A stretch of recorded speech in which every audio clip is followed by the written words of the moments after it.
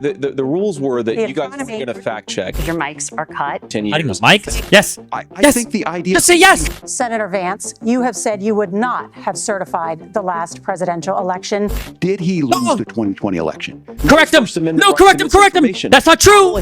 That's why Mike Pence isn't on this stage. True. What is?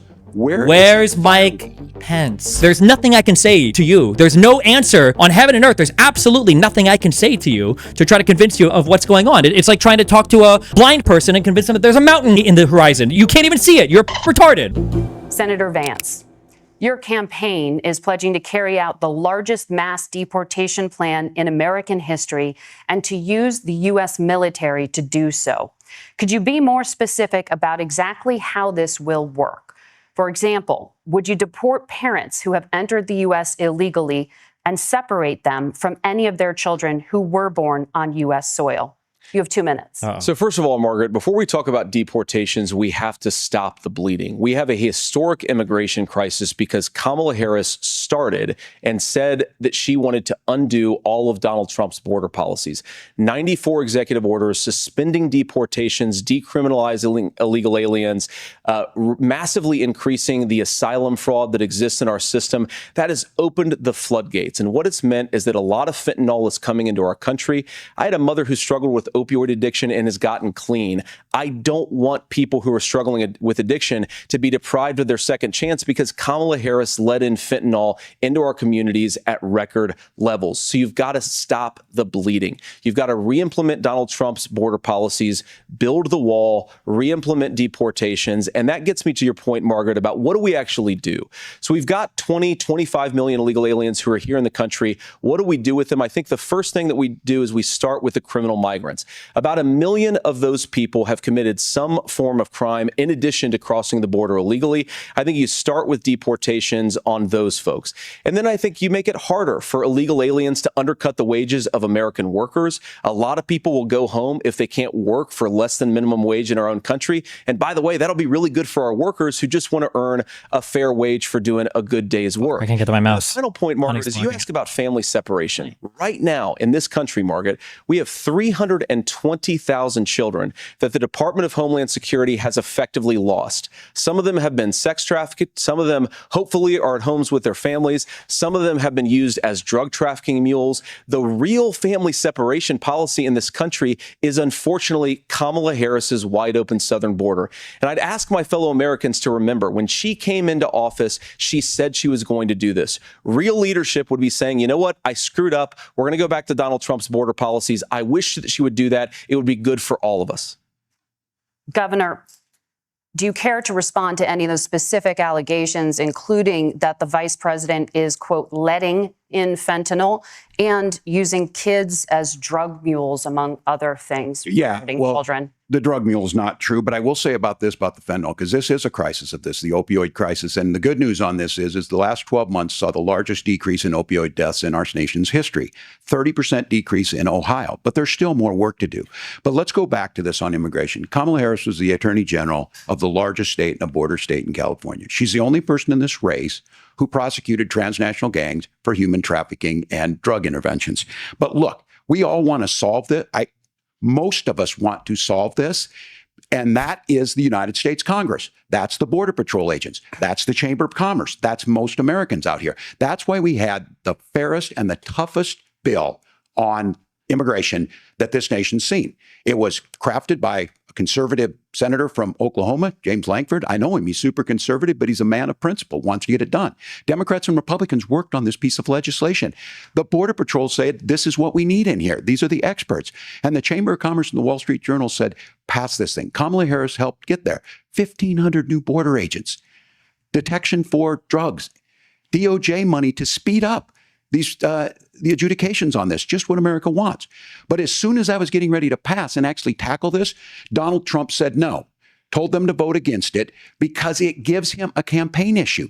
It gives him what would Donald Trump talk about if we actually did some of these things? And they need to be done by the legislature. You can't just do this through the executive branch. So look, we have the options to do this. Donald Trump had 4 years. He had 4 years to do this. And he promised you, America, how easy it would be. I'll build you a big, beautiful wall, and Mexico will pay for it. Less than 2% of that wall got built, and Mexico didn't pay a dime. But here we are again, 9 years after he came down that escalator, dehumanizing people and telling him what he was going to do. As far as the deportation plan, at one point, Senator Vance said it was so unworkable to be laughable. So that's where we're at. Pass the bill, she'll sign it. Governor, your time is up. Senator, the question was, will you separate parents from their children, even if their kids are U.S. citizens? You have 1 minute. Margaret, my point is that we already have massive child separations thanks to Kamala Harris's open border. And I didn't accuse Kamala Harris of inviting drug mules. I said that she enabled the Mexican drug cartel. I just realized why debates don't usually change people's minds or whatever on these networks. It's because they don't really ever answer the question. It's just them giving their campaign speech basically and we know over and over they again. use children as drug mules, and it is a disgrace, and it has to stop.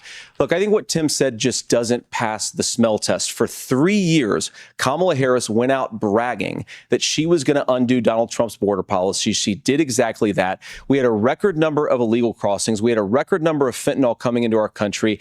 And now that she's running for president, or a few months before, she says that somehow she got religion and cared a lot about a piece of legislation. The only thing that she did when she became the vice president, when she became the appointed border czar, was to undo 94 Donald Trump executive actions that opened the border. This problem is leading to massive problems in the United States of America. Parents who can't afford healthcare, schools that are overwhelmed. It's got to stop, and it will when Donald Trump is president. Senator, again. your time is up. Governor, what about our CBS News polling, which does show that a majority of Americans, more than 50%, support mass deportations? Look, we fix this issue with a bill that is necessary, but the issue on this is what happens when you don't want to solve it. You demonize it. And we saw this. And Senator Is the VP usually the highest person in charge of border meetings? No, the vice president has no formal job. That vilified a large number of people who were here legally in the community of Springfield. The Republican governor said, it's not true. Don't do it. There's consequences for this. There's consequences. We could come together. Senator Langford did it. We could come together and solve this if we didn't let Donald Trump continue to make it an issue. And the consequences in Springfield were the governor had to send state law enforcement to escort kindergartners to school. I believe Senator Vance wants to solve this, but by standing with Donald Trump and not working together to find a solution, it becomes a talking point. And when it becomes a talking point like this, we dehumanize and villainize other human beings. Tim, Governor, your time is up. Senator, I'll give you 1 minute, but let me just ask you the question first. The governor has made the point, and I think as a sitting lawmaker, you know that Congress controls the purse strings and any funding. So you have said repeatedly that Donald Trump would, through executive action, solve this. Do you disagree that Congress controls the purse strings and would need to support many of the changes that you would actually want to implement? You have 1 minute. Look, Margaret, first of all, the gross majority of what we need to do at the southern border is just empowering law enforcement to do their job. I've been to the southern border more than our border czar, Kamala Harris, has been, and it's actually heartbreaking because the Border Patrol agents, they just want to be empowered to do their job. Of course, additional resources would help, but most of this is about the president and the vice president empowering our law enforcement to say, if you try to come across the border illegally, you've got to stay in Mexico, you've got to go back through proper channels. Now, Governor Walz brought up the community of Springfield, and he's very worried about the things that I've said in Springfield. Look, in Springfield, Ohio, and in communities all across this country, you've got schools that are overwhelmed. You've got hospitals that are overwhelmed. You have got housing that is totally unaffordable because we brought in millions of illegal immigrants to compete with Americans for scarce homes. The people that I'm most worried about in Springfield, Ohio, are the American citizens who have had their lives destroyed by Kamala Harris's open border. It is a disgrace, Tim. And I actually think, I agree with you. I think you want to solve this problem, but I don't think that Kamala Harris does. Senator, your time is up. Governor, you have 1 minute to respond. Yeah, well, it is law enforcement that asked for the bill. They helped craft it. They're the ones that supported it. That's because they know we need to do this. Look, this issue of continuing to bring this up, of not dealing with it, of blaming migrants for everything. On housing, we could talk a little bit about Wall Street speculators buying up housing and making them less affordable, but it becomes a blame. Look, this bill also gives the money necessary to adjudicate. I agree. It should not take 7 years for an asylum claim to be done. This bill gets it done in 90 days. Then you start to make a difference in this, and you start to adhere to what we know, American principles. I don't talk about my faith a lot, But Matthew 25:40 talks about, to the least amongst us, you do unto me. I think that's true of most Americans. They simply want order to it. This bill does it. It's funded. It's supported by the people who do it. And it lets us keep our dignity about how we treat other people. Thank you, Governor. And just to clarify for our viewers, Springfield, Ohio does have a large number of Haitian migrants who have legal status. Right. Temporary protected status. Well, Nora? but Thank you. Senator, we have so much to get to. Margaret, I think it's important We're going because to turn out of the economy. Thank you. the rules were that The you guys were economy- going to fact check. And since you're fact checking me, I think it's important to say what's actually going on. So there's an application called the CBP One app where you can go on as an illegal migrant, apply for asylum or apply for parole, and be granted legal status at the wave of a Kamala Harris open border wand. That is not a person coming in, applying for a green card and waiting for 10 years. Thank you, Senator. Facilitation of illegal immigration, Margaret, by Thank you, Senator, for describing the legal process. We have so much to get to, Senator. Those We have laws so have been much- on the books since 1990. Thank you, gentlemen. The We CBP want to have- One app has not been on the books since 1990. It's something that Kamala Harris created, Margaret. Gentlemen, the audience can't hear you because your mics are cut. We have so Wait, did I miss for the 10 hiding the years. mics? That is Thank you, the Senator. facilitation of illegal immigration, Margaret. Thank you, Senator, for describing the legal process. We have so much to get to, Senator. We Those have laws so have been on much. the books since 1990. Thank you, gentlemen. The We CBP want to One have, app has not been on the books since 1990. It's something that Kamala Harris created, Margaret. gentlemen, Uh-oh. the audience can't hear you because your mics are cut. We have so much we want to get to. Thank you for explaining the legal process. Nora? Thank you, Margaret. Senator Vance, in 2016, you called your running mate, Donald Trump, unfit for the nation's highest office, and you said he could be America's Hitler. I know you've been asked many times, and you've said you regret those comments and explained you then voted for Donald Trump in 2020. But the Washington Post reported new messages last week in which you also disparaged Trump's economic record while he was president, writing to someone in 2020, quote, Trump thoroughly failed to deliver his economic populism. You're now his running mate, and you've shifted many of your policy stances to align with his. If you become vice president, why should Americans trust that you will give Donald Trump the advice he needs to hear and not just the advice he wants to hear? Imagine he says, I You have 2 misspoke. minutes. Well, first of all, Margaret, because I've always been open. And sometimes, of course, I've disagreed with the president, but I've also been extremely open about the fact that I was wrong about Donald Trump. I was wrong, first of all, because I believed some of the media stories that turned out to be dishonest fabrications of his record. But most importantly, Donald Trump delivered for the American people. Rising wages, rising take-home pay, an economy that worked for normal Americans, a secure southern border, a lot of things, frankly, that I didn't think he'd be able to deliver on. And yeah, when you screw up, when you misspeak, when you get something wrong and you change your mind, you ought to be honest with the American people about it. It's one of the reasons, Margaret, why I've done so many interviews is because I think it's important to actually explain to the American people where I come down on the issues and what changed. Now, you pointed out the messages from 2020. Margaret, I've been extremely consistent that I think there were a lot of things that we could have done better in the Trump administration the first round if Congress was doing its job. I strongly believe, and I've been a United States senator, that Congress is not just a high-class debating society. It's not just a forum for senators and congressmen to whine about problems. It's a forum to govern. So there were a lot of things on the border, on tariffs, for example, where I think that we could have done so much more if the Republican Congress and the Democrats in Congress had been a little bit better about how they govern the country. They were so obsessed with impeaching Donald Trump, they couldn't actually govern. And I want to talk about this tariff issue in particular, Margaret, because Tim just accused this of being a national sales tax. Look, the one thing, and you're not probably surprised to hear me praising Joe Biden, but the one thing that Joe Biden did Was is he continue the tariff. continued some of the Trump tariffs that protected American manufacturing. you explain why? jobs. And Walz? it's one issue, the most pro-worker part of the Biden administration. It's the one issue where Kamala Harris has run away from Joe Biden's record. Think about this. If you're trying to employ slave laborers in China at $3 a day, you're going to do that and undercut the wages of American workers unless our country stands up for itself and says, you're not accessing our... I hate these debates because they don't ever get into the nitty gritty of like how the economy works. But just listen to what he's saying. You're undercutting wages, okay, by paying slave labor, but it's also not saving us money. How can it be both? We're paying people for slave labor, but we're also spending more on products. We're also losing money at the same time. How can it be both? our markets unless you're paying middle-class Americans a fair wage. Senator, your time is up. I feel like the standard for Vance is so low. I feel like Vance is coming off really well because I think people expect him to come in acting like a total buffoon, considering how horrible all of his media appearances have been. But it feels like he speaks well, like a politician, like he's not retarded. And I mean, compared to Trump, he speaks really well. Obviously, he doesn't come off as an idiot. Walz is doing okay. I don't think he's having like a phenomenal performance or anything, but this is like a more formal setting for Walz, which I don't think is where he excels either. So. This kind of highlights that Vance has been underutilized by Trump. No, because the thing is, Trump can't use Walz because Trump runs a campaign of like shameless fascism. So how can Trump use Vance? Did I say Vance or Walz? There's nothing that CBS. That's just not how Trump operates. In New York City, Trump needed Pence in 2016 because nobody knew who Trump was and he had no credibility with the Republican Party. So Pence was important. Now the Republican Party is MAGA-tarded, right? They're MAG-tarded. They're all in.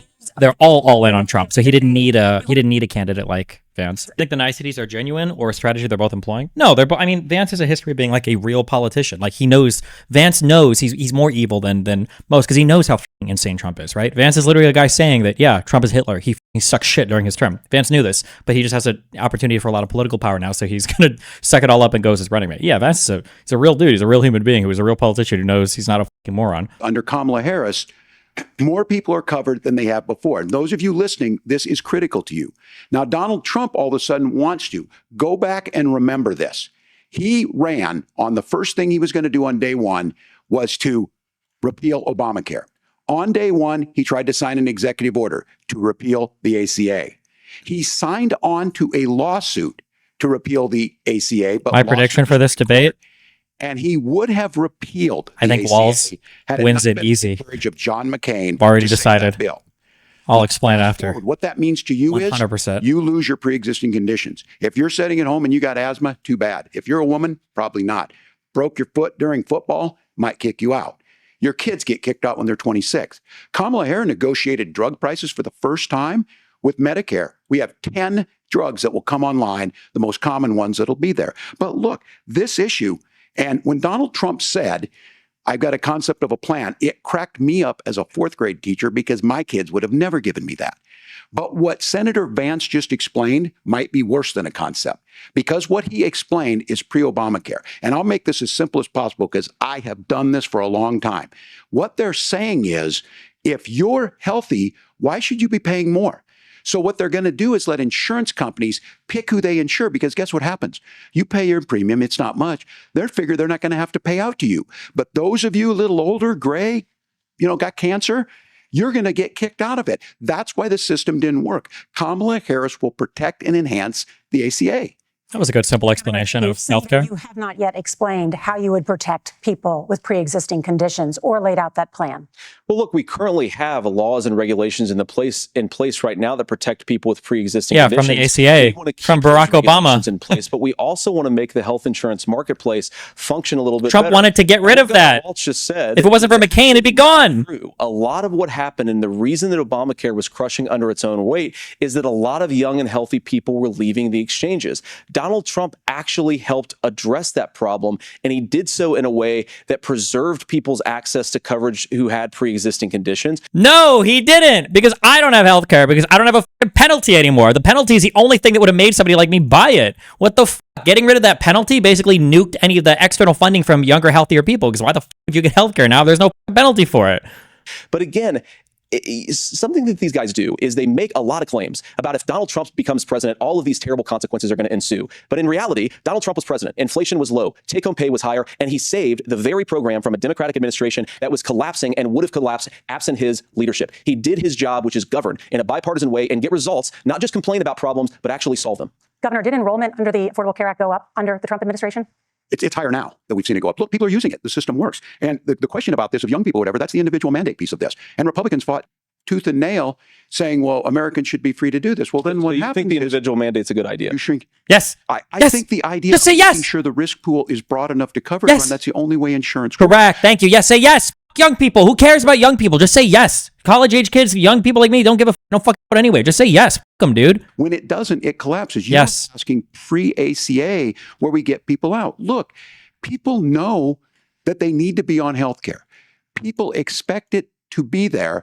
And when we are able to make it, and we are making it this way, when we incentivize people to be in the market, when we help people who might not be able to afford it get there, and we make sure then when you get sick and old, it's there for you. Because I heard people say, well, I don't want to buy into Medicare or whatever. Good luck buying health care once you get past I might not 70. count as a young person. So Never mind. the True. ACA works. We can continue to do better. Kamala Harris did that. The way she made everything better was negotiating those 10 drugs on Medicare for the first time in American history. Thank True. you, Margaret. Can I address that? I apologize. We're out of time. We have a number of subjects to discuss. Margaret. Let's talk about families in America.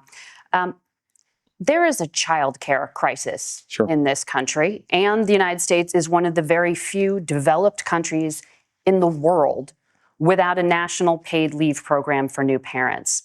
Governor Walz, you said that if Democrats win both the White House and Congress, this is a day one priority for you. How long should employers be required to pay workers while they are home taking care of their newborns? You have 2 minutes. Yeah, well, that's negotiable, and that's what Congress worked. But here's what the deal is. Americans sitting out there right now, you may work for a big company. Look, we're home in Minnesota to some of the largest Fortune 500 companies. Kamala Harris knows that in California. Those companies provide paid family medical leave. One is, I think they're moral and they think it's a good thing, but it also keeps their employees healthy. We in Minnesota passed a paid family medical leave. You have a child, and I had to go back to work 5 days after my kids were born. This allows you to stay home a certain amount of time. What we know is that gets the child off to a better start. The family works better. We stay in their employers. We get more consistency in that. So Kamala Harris has made it a priority. We implemented it in Minnesota and we see growth. That's how you become a pro-business state. But the negotiations on it, and here's the issue. Those big companies are able to offer it. Those of you out there who don't have it, just imagine what happens if you get cancer or your child gets sick. We know what happens. You end up staying home. In some places, that means no paycheck because you've got no protection on that. This is the case of an economy that Donald Trump has set for the wealthiest amongst us. He's willing to give those tax breaks to the wealthiest. He's willing to say, bust those unions up. Do CIA earpiece what is I'm saying is the economy cutting works out. best when it works for all of us. And so a paid family medical leave program, and I will tell you, go to the families or go to the businesses and ask them. As far as childcare on this, you have to take it at both the supply and the demand side. You can't expect the most important people in our lives to take either our children or our parents to get paid the least amount of money. And we have to make it easier for folks to be able to get into that business and then to make sure that folks are able to pay for that. We were able to do it in Minnesota, and I'm still telling you this. We were listed as the best state. We're still in crisis on this. A federal program of paid family and medical leave and help with this will enhance our workforce, enhance our families, and make it easier to have the children that you want. Senator Vance, you have said you would not have certified the last presidential election and would have asked the states to submit alternative electors. That has been called unconstitutional and illegal. No one knows the law on this. He's just going to say, we wanted to challenge it because we thought there was voter fraud. That's it. If every governor certifies... Such a worthless question in this format. Well, Nora, first of all, I think that we're focused on the future. We need to figure out how to solve the inflation crisis caused by Kamala Harris's policies, make housing affordable, make groceries affordable, and that's what we're focused on. But I want to answer your question because you did ask it. Look, what President Trump has said is that there were problems in 2020, and my own belief is that we should fight about those issues, debate those issues peacefully in the public square, and that's all I've said, and that's all that Donald Trump has said. Remember, he said that on January the 6th, the protesters ought to protest peacefully. And on January the 20th, what happened? Joe Biden became the president. Donald Trump left the White House. And now, of course, unfortunately, we have all of the negative policies that have come from the Harris-Biden administration. I believe that we actually do have a threat to democracy in this country, but unfortunately, it's not the threat to democracy that Kamala Harris and Tim Walz want to talk about. It is the threat of censorship. It's Americans casting aside lifelong friendships because of disagreements over politics. It's big technology companies silencing their fellow citizens. And it's Kamala Harris saying that rather than debate and persuade her fellow Americans, she'd like to censor people who engage in misinformation. I think that is a much bigger threat to democracy than anything that we've seen in this country in the last 4 years, in the last 40 years.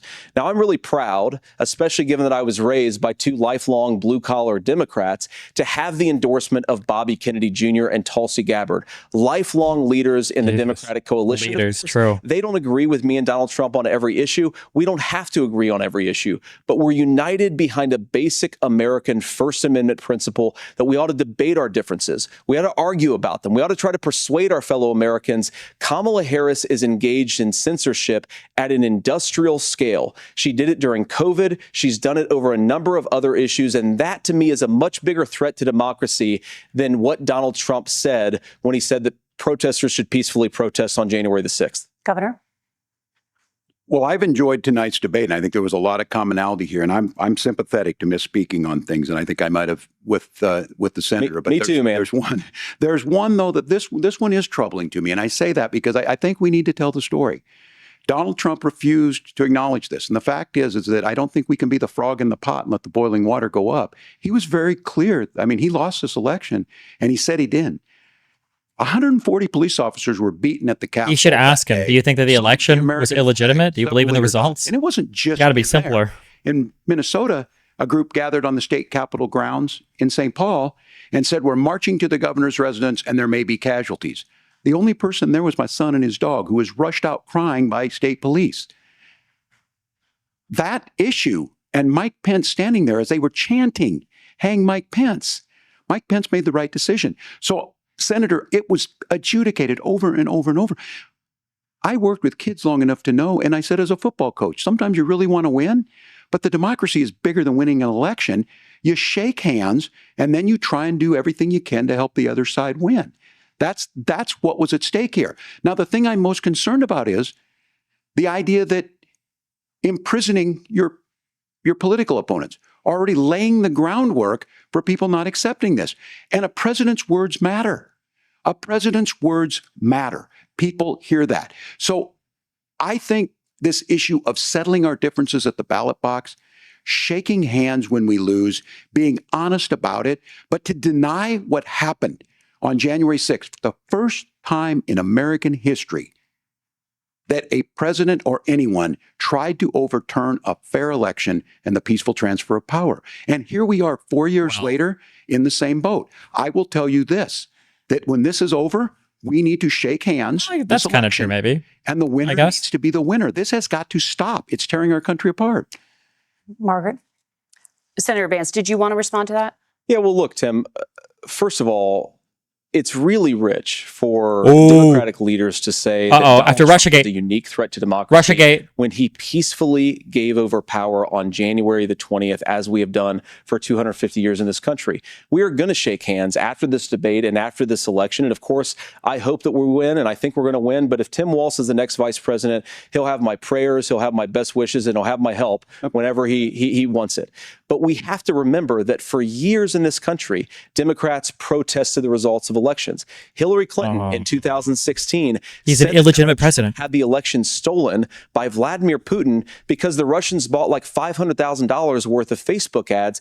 This has been going on for a long time. And if we want to say that we need to respect the results of the election, I'm on board. But if we want to say, as Tim Walz is saying, that this is just a problem that Republicans have had, I don't buy that. Governor. January 6th was not Facebook ads. And I think a revisionist history on this. Look, I don't understand how we got to this point. But the issue was that happened. Donald Trump can do it. And all of us say there's no place for this. It has massive repercussions. This idea that there's censorship to stop people from threatening to kill someone, threatening to do something, that's not censorship. Censorship is book banning. We've seen that. We've seen that brought up. I just think for everyone tonight, and I'm going to thank Senator Vance, I think this is the conversation they want to hear. And I think there's a lot of agreement. But this is one that we are miles apart on. This was a threat to our democracy in a way that we had not seen. And it manifested itself because of Donald Trump's inability to say. He is still saying he didn't lose the election. I would just ask that. Did he lose the 2020 election? Tim, I'm focused on the future. Did Kamala Harris Ask save again. Americans from speaking their mind in the wake of the 2020 COVID situation? That is a damning non-answer. Yes. Thank you. Thank you. Thank you. Not talk about Thank you. censorship. Obviously, Donald Trump and I think that there were problems in 2020. Okay. We've talked about it. That's all I wanted to hear. Happy to talk about it further. But you guys attack us for not believing in democracy. The most sacred right under the United States democracy is the First Amendment. You yourself have said there's no First Amendment right to misinformation. That's not true. Kamala Harris No, wants to correct use him. the power Hate of speech. government. No, and not hate protect speech. to Oh, don't take silence the people from bait. speaking their minds. That is a threat No. to democracy that will long out. It was about intimidation at the polls. I would like Democrats He doesn't know what he's referencing. to both reject censorship. Let's persuade one another. Let's argue about ideas, and then let's. They'll let him respond, right? They'll give him a response. Yell fire in a crowded theater. That's the test. That's the Supreme Court test. The election. Fire in a crowded theater. You guys wanted to kick people off of Facebook for saying that toddlers shouldn't Senator, wear the masks. governor does have the floor. Only Trump. Only Trump wanted to ban somebody for saying something mean on social media. We saw that in the Twitter files. He doesn't have the answers. The governor does have the floor for 1 minute to Please. respond to you. Yeah. Well, I don't run Facebook. What I do know is I see a candidate out there who refused, and now again, and this I'm pretty shocked by this. He lost the election. This is not a debate. It's not anything anywhere other than in Donald Trump's world. Because look, when Mike Pence made that decision to certify that election, that's why Mike Pence isn't on this stage. True. What I'm concerned about is Where's Mike Pence? Donald Trump. Where is the firewall if he knows he could do anything, including taking an election, and his vice president's not going to stand to it? That's Where's what we're Barr? asking Where's you, Bill America. Barr? Will you stand up? Will you keep your oath of office, even if the president doesn't? And I think Kamala Harris would agree. She wouldn't have picked me if she didn't think I would do that, because of course that's what we would do. So America, I think you've got a really clear choice on this election of who's going to honor that democracy and who's going to honor Donald Trump. I feel like the reason why Vance doesn't really win this debate is because as we watch it, Vance was expected to come into this debate and just kind of be like a crazy, kooky loser, but he speaks very well. I think it's like a typical politician speaking on a debate stage. I think he actually outperforms Walz. I think he's done better than Walz in this debate, but Trumpers don't care about that. The problem is that he's not really pushing up negatives on the Democratic side. Like, Democrats will look at Vance and go, oh, he's not as crazy as I thought he'd be tonight, but they're not voting for Trump. And Trump's own base only wants to see a man in orange paint throw feces at his opponent. So Vance isn't really helping anybody, I think, on the Trump side either. So because Trump has like mind rotted the MAGA base so much, I don't know if Vance having a good performance where all he's doing is agreeing a lot with Walz and saying, oh yeah, he's reasonable and we're cool or whatever. I don't think that I don't know if that helps much with Trump's base. What about the undecided or swing voters? I don't know how to speak. I would have to spend a lot of time to try to get into the mind of somebody who's undecided at this point. I would have to be severely inebriated or go smash my head against a door like 15 times to get on the level of like what an undecided voter is at the moment. So I'm not even sure, actually. I could try later and figure out what somebody's undecided at this point. What are they weighing right now? Who knows? What Destiny just described is how out of touch he is with MAGA and how emotionally filled his opinion is. Such a reach. Considering emotionally filled, the fact of the matter is that your candidate and his vice president running mate on his ticket right now, neither of them will acknowledge the outcome of the last election. That disqualifies the majority of you, in my opinion, from even being able to vote again for at least like 3 elections. You should be banned, maybe even have your citizenship revoked, because I don't even know if you're a fucking American at this point. I would rather ship in 500,000 dog-eating Haitians than have some dipshit that doesn't even believe the election was real because they're so fucking mad that their ass-pained orange clown didn't get to win like he wanted to. So, I mean, you can call it what you want, but the reality is you guys are fucking delusional. Like, you still live in a fantasy land, and nobody's ever made you reckon with that. And it should happen. It's insane. It's unhinged. The thing is that Walz probably doesn't spend all of his free time on X like Vance and Trump do, so he probably doesn't know what Vance was referring to with that misinfo quote. Oh, maybe not. I don't know how big of a deal that got played up to be in the mainstream media, like it did on Twitter. That's true. 2A supporters got to vote Republicans here, unfortunately. Why? Because you're retarded, or have you shot yourself in the face with your gun multiple times and there's like not enough brain in there left to make a coherent decision? You understand that Donald Trump passed gun control legislation or through executive order when he was in office, right? You know that the bump stock ban happened under Donald Trump, right?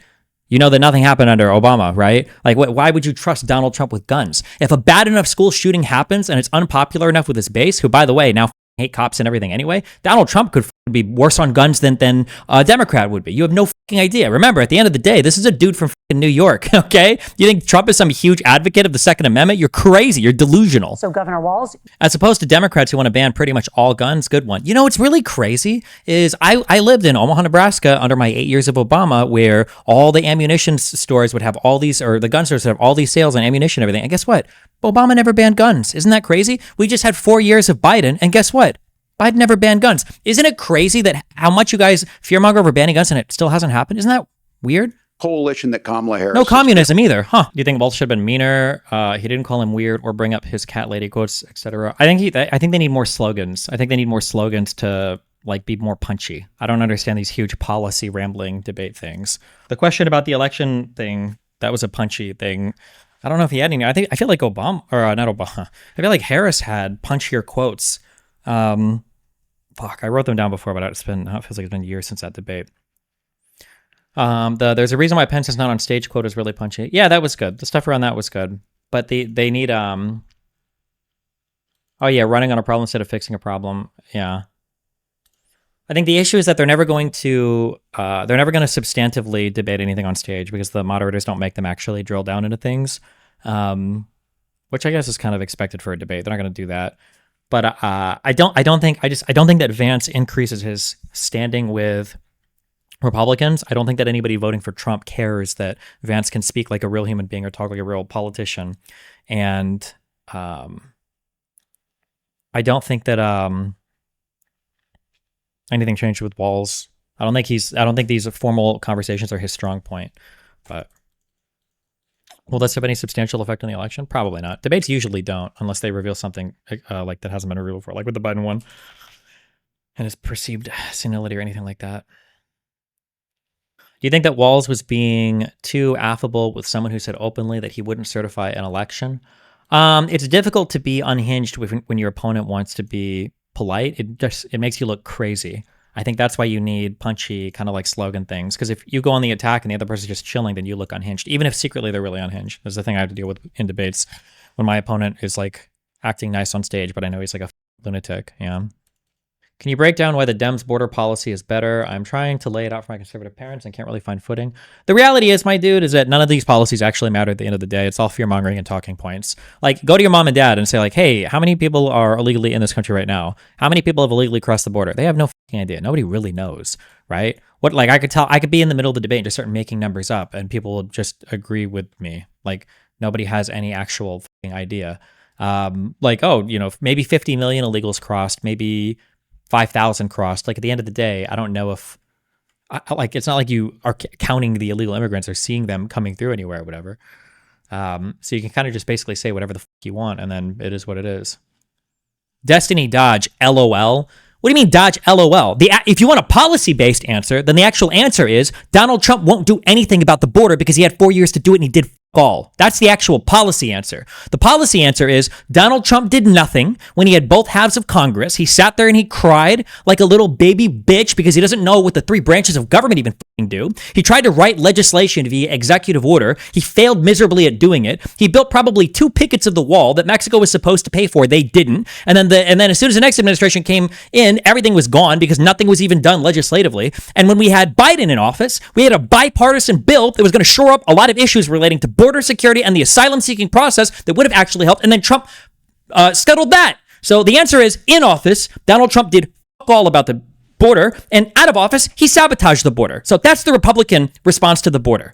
And before that, we had Barack Obama, who was one of the most universally hated people when it came to immigration because of how extreme he was when it came to deportations and it came to basically having tight border policy. So that's your history. If you want to go on a policy basis, then you can look at why Obama was called the deporter in chief. You can look at the monumental failure of Trump to do anything when it comes to legislation because he's a fucking loser and everybody knows it. Okay, because as soon as he turns his back, everybody's laughing at him and how much of an insecure retard he is. Okay, and then you can look at what Donald Trump did when he was out of office, which is just to sabotage and scuttle legislation. So there's your policy answer if you want it, but you don't give a fuck because you're retarded because you're a Trump voter, right? It's a prerequisite for being a Trump voter.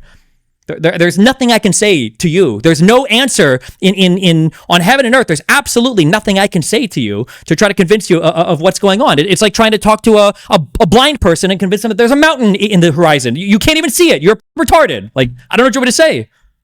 Is there anything that Trump did good? Just curious as a Canadian at Destiny. I think the concept of the First Step Act was okay. I don't know if that got anywhere. I know that it passed, but I feel like I heard that they tried to cut funding to it. I think the First Step Act was probably okay. Arguably pressuring NATO countries to spend more is okay. If they, I don't know if that's like a blind monk managed to do that. I don't know if he even knows what NATO is or what it's for. Warp speed for the vaccine was okay, although he sabotaged his own efforts on the vaccine by inflaming panic among his voter base that made them not even trust the vaccine. So, yeah. Gathering all of our space assets into one military branch, the Space Force, was okay. Killing Soleimani, yeah, it was okay, I guess. Is the Abraham Accords good? Personally, I don't think so, but that's a whole other thing. Killing Soleimani was good. Iran. So much blind hate today, Stephen. Not cool. What hate that I just gave you was blind? I literally just gave a justification for everything. You look at the conclusion. If you don't like the conclusion, you're like, wow, that sure was reasoned poorly. Why? Well, because I disagree with it.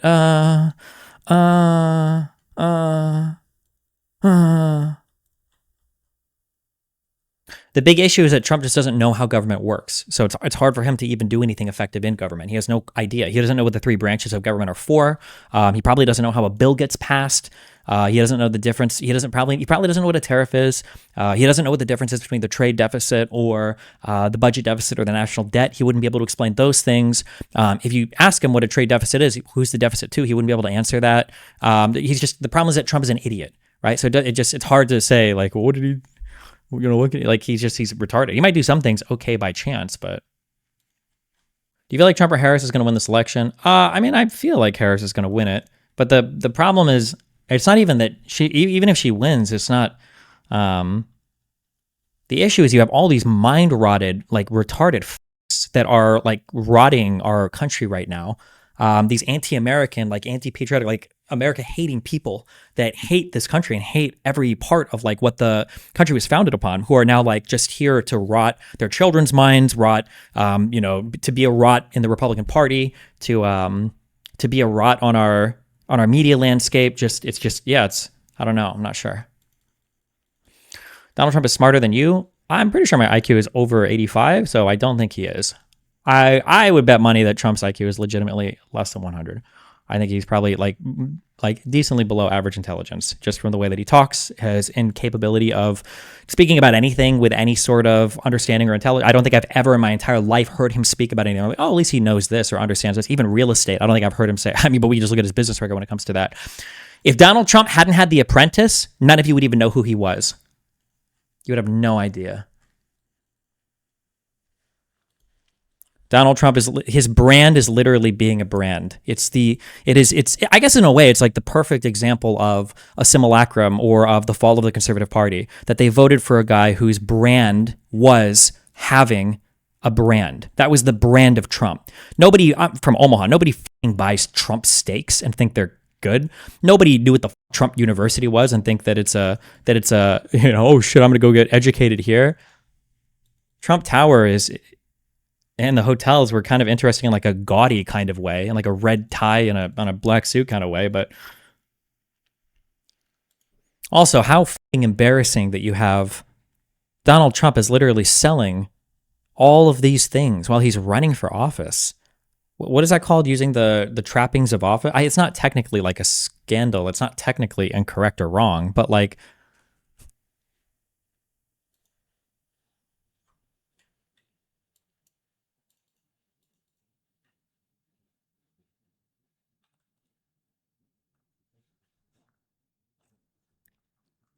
you should be, and the biggest problem with conservatives is that you guys feel no shame. Like, that's the biggest issue. Like, you could walk into a room and then I could find you like pulling your, entirely erect 3.5-inch dick out of a tiny fucking dog while it lays there bleeding and screaming. And then I could look at you and be like, bro, what the fuck is wrong with you? And you're like, I was horny, I guess. Huh, whatever. And then you just walk away like it's normal. Like, that's the kind of person a Trump voter is. They have no shame, no accountability, no responsibility, no obligation to live in reality. You guys are unhinged. Like, I would kill myself if I was supporting a guy that was selling 100. Wait, this is the first edition? Are these the recent ones that he was selling too? Because he redid them. Subject to the terms and conditions here. The website offerings, including the digital trading cards, physical trading cards, and limited edition gold and platinum sneakers, are intended as collectible items for individual enjoyment only, not for investment purposes. The website offerings, including the digital trading cards, physical trading cards, and limited edition gold and platinum sneakers, are intended as collectible items for individual enjoyment only, not for investment purposes. The website offerings are not affiliated with any cryptocurrency offering or with World Liberty Financial, are not political, and have nothing to do with any political campaign. All of the stupid scam shit that he's selling isn't even going towards helping him win the fucking election. It's just shit that he's using to get rich on his own. How fucking retarded do you have to be to support this guy? To own, it's just unbelievable to me. Holy shit. You guys are unreal. You guys are unreal. Kamala Harris tomorrow could give a speech about the evils of sounding, and the next day conservatives would be lining up to shove glass tubes down their cock and smash them, saying that they're owning the libs. You guys are unhinged. You're delusional.